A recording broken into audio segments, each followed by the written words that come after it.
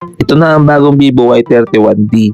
At masasabi ko, isa ito sa mga pinaka-interesting na mid-range phones ngayong taon. Meron itong 6.75-inch HD Plus IPS LCD display na may 120Hz refresh rate, kaya smooth gamitin sa social media, scrolling at gaming.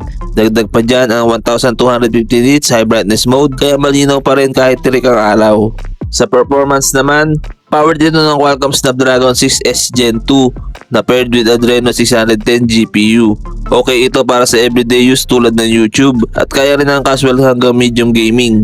Available din ito sa 6 or 8GB of RAM kasama ang 128 or 256GB internal storage, kaya maraming pagpipilian depende sa budget mo. Pagdating sa camera, meron ito 50MP main camera at 2MP depth sensor na kayang kumuha ng malinaw at detailed na photos lalo na sa daytime. Meron din itong ring LED flash para mas maganda ang lighting sa portraits. Ang selfie camera naman ay 8MP at parehong kaya mag-record ng hanggang 1080p video. Isa sa pinakamalaking highlight ng Vivo Y31D ay ang napakalaking 7200 mAh battery.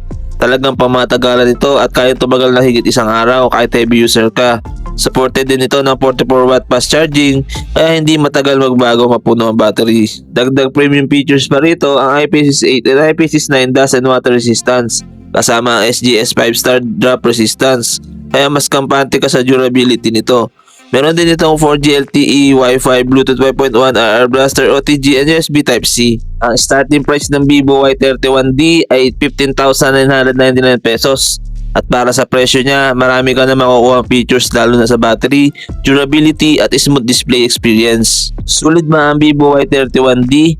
Para sa akin, oo. Lalo na kung priority mo ang long battery life, matibay na build quality, at smooth everyday performance. Hindi man ito flagship level na gaming phone, pero para sa daily use, entertainment at casual gaming, napaka-solid itong option sa mid-range market.